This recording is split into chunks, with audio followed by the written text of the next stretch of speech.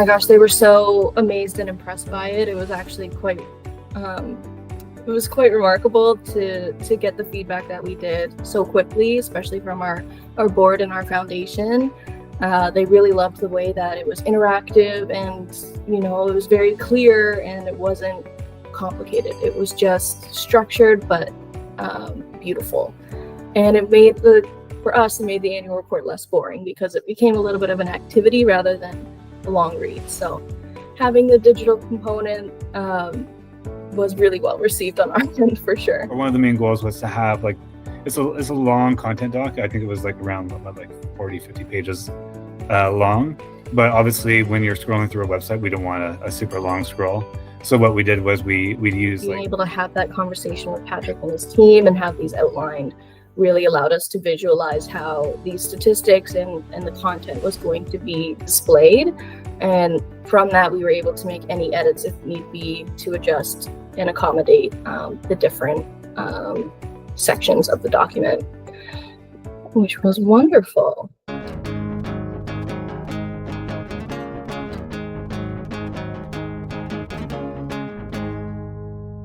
First, we'll open up the content document. So this was my main document.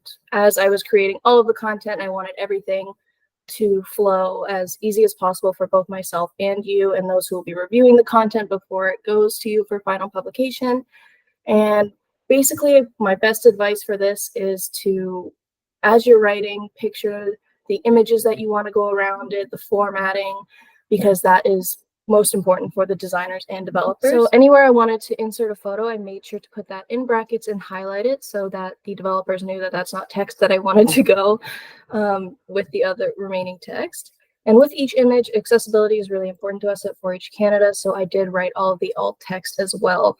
And I think this is really important to do right out of the gate, just so when you send everything for translation as a Canadian organization, that's pretty much a requirement for most of us. Having everything translated in one go makes it easier for you, makes it easier for the developers. So I made sure to highlight any alt text, highlight any image. I really make use of the highlight option just so that everybody knows that is not text that gets inputted into the actual document.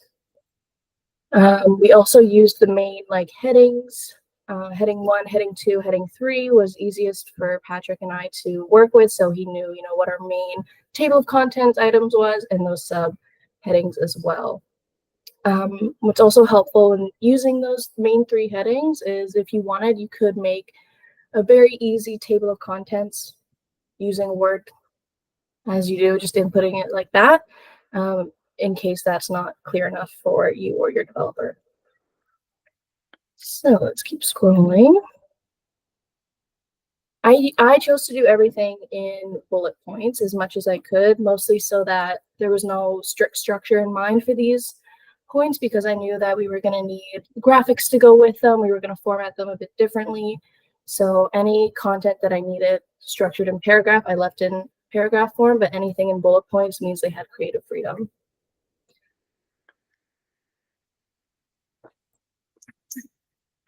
And the nice thing there with your photos, if you scroll back up, you also had, so not just the alt text, you also had the captions as well. So you had those included as well. So works well from, you don't have to go back and add them later. And then the translating has everything all at one spot. Yes, that's a great point. I totally forgot about the photo captions. And for us as well, photo credit was very important. Depending on who has the rights to the photos, that's also important to include in there as well. These I did not highlight, but I did bold and italicize because we ran out of highlighting colors by the end of this document. Okay, let's keep going. So one thing I will mention with the photos is the text that I put within the image brackets is exactly what the photo file is named. So what I will do is open up an example. Let's see what I am here. Potential highlights. Okay, share this tab instead. Can you see this? Yep. Great. So linking with the document here. So we have image 4-H Ontario 1. And then in the Photos tab, we can find that image right here, number 8, 4-H Ontario. Oops, share tab, for each Ontario one here. What I also chose to do in my photos folder is I numbered everything in order with the text message, with the text in the document. So it was easy enough for them to put the photos folder and the Word document side by side, and they could easily find where the image is based off of how far in the document they are. Yeah, and then another thing just to note too, like another way to do it would just be to have like either like the link to the image. Some people put the image embedded, which obviously makes the Word doc a lot longer. So it really depends, I think, on the length, whether to include the image within the document or just the file name. I did like the file name approach because it's very clear. Yeah, but also putting like just like like if you write copy and you get like the link to the image, that's another way to do it as well. Yes, definitely. And for us, because we were using SharePoint to have all of the rounds of revision within our organization, embedding the image made it a little bit more difficult for those files to load, which is the reason why we didn't choose to embed it in our document. But in the main photos folder here, you can see how I've organized it by main heading titles. So these would be your heading ones, header one fonts. And basically, like in the folder, everything is numbered and ordered accordingly. Yeah, so that is how we organized our photos, and everything that we have sent over to Blue Eclipse is sent in a Google Drive. You can probably use Dropbox, whatever works best for you. For us, this was just a common platform that we both had use, and we had our French folder here. So after everything was translated, which we sent the English to Blue Eclipse first to keep things moving along, and had the French done second. So in the French folder would be, and if we had any infographics that were English, then we also had those translated ones in here, the translated text, etc. And one of the last things that we added in was our financial statements. Of course, during audit season and annual report time kind of overlap. So we, made a note in our main document that the financial statements would be coming last, and then we just added those in a separate folder later on and notified the team once those were ready to prevent any last minute edits to the documents that they might not catch. So it was just easier to keep those separate. And the nice thing with the financials, you were able to export them as CSV files. So we were able to just take those and convert them to the table so that we didn't have to, do any copy and pasting or anything. So it was all nicely formatted for us, which made it really, really easy. And I think one of the things that worked really well in terms of the process, so obviously we had our kickoff and just kind of, talked about some different ideas for the report and some of the different dynamic elements. And then we went away and we kind of came up with, some ideas and some concepts of what could we do for like mapping. And I know one of the requirements or one of the main goals was to have like, it's a long content doc. I think it was like around like 40, 50 pages long. But obviously when you're scrolling through a website, we don't want a super long scroll. So what we did was we use like tabs and carousels and expandable collapsible content so that the website didn't feel like it was very heavy or too long. And then if people were interested, they could tab through like the different stuff. So Amy, I see you have here the kind of the first document. So we basically met with Amy and we went through so you had your content outline already when we met. And then we kind of sketched out some ideas and we took some different design samples and some ideas. So you can see that, the end result is slightly different, but we really kind of captured how the different elements would be laid in. So I think we had two meetings. One was just at the content outline, kind of get the idea so you knew what we could do in terms of like, the mapping and carousels. And then we had this kind of meeting where we did sketches and we took through all your different points and how can we, put them into the different types of elements. So it was very iterative, and I think it worked really well because you had all the content and we were able to go through and match section to section. So when we were building it, it was very straightforward and there was no surprises on your side. Yeah, exactly. And truthfully, it was very helpful because, as a comms person, I might have a vision in my head, but I might not know the correct wording or the correct way to explain what I want to bring to light. So being able to have that conversation with Patrick and his team and have these outlined really allowed us to visualize how these statistics and the content was going to be displayed. And from that, we were able to make any edits if need be to adjust and accommodate the different sections of the document, which was wonderful. Yeah, no, I think it worked really well. And I think the just going through and like working with the content, doing the sketching together, like really helped just bring everything on board, and then just the final little tweaks and things. But we didn't have like a ton of like revisions. It was more just like little tweaks here and there, because we had been in touch so long throughout the process that it was very clear what the vision was and what the goals were.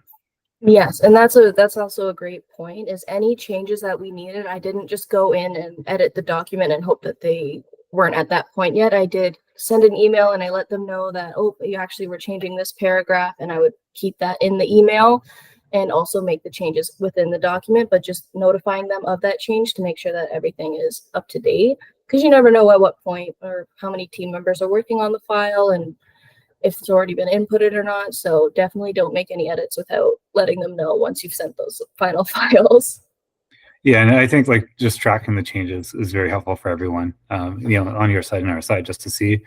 And then one of the things that I think worked really well too, when we had that kind of like initial meeting going through your content outline, we could figure out what things we needed like more time on the development side of things. So like the interactive map, we kind of went through how that could work, and make sure that we could set up like a proof of concept before we went too far, so that we were all on the same page. So I remember, I think like pretty quickly we sent you a couple different options for the mapping, and then we kind of did some iterations so that even though like the content wasn't like fully in the final state yet, we could start working on some of the more complicated things. We weren't just waiting until last second, then scrambling. So I think it's leading into that how to avoid the annual crisis. It's really a lot of that back and forth and iteration, and just making sure that we're always on the same page in terms of timelines and what things do we need from you, or what do you need from us, and when do we need to do it.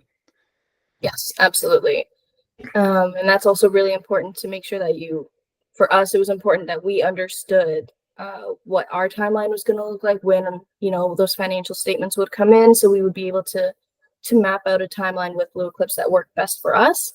And for us, it was definitely a piece by piece bit. So, that English content came first. While they were working on the English, we sent it to translation, and our finance department was at the same time working on getting those audits finalized.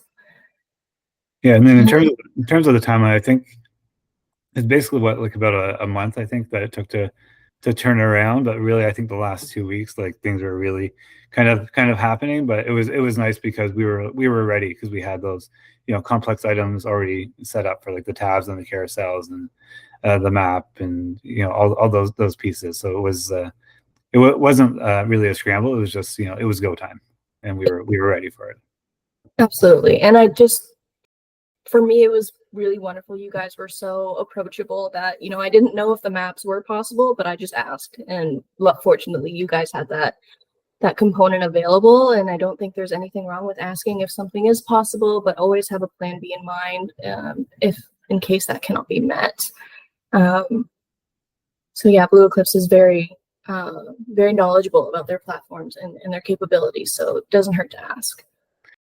And then what was how was the report received? Like going from PDF to digital, like what was the kind of reaction from the team internally and some of the stakeholders? Like what have you heard?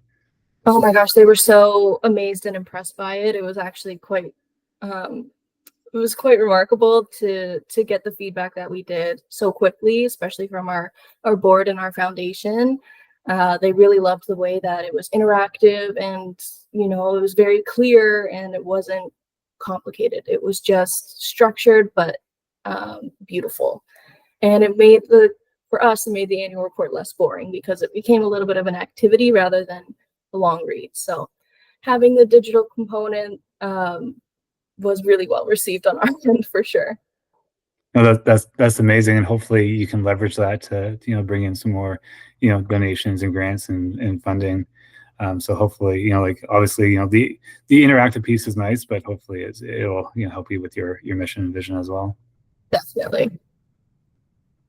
Awesome. Well, Amy, thank you so much for your time today, and hopefully going forward, that this will become the standard that people are starting to pull together their content, their images, and have it structured, especially with the images folder like labeled by section. Makes it like really easy that everyone there's you don't have to think, you just know where it is and what to do with it.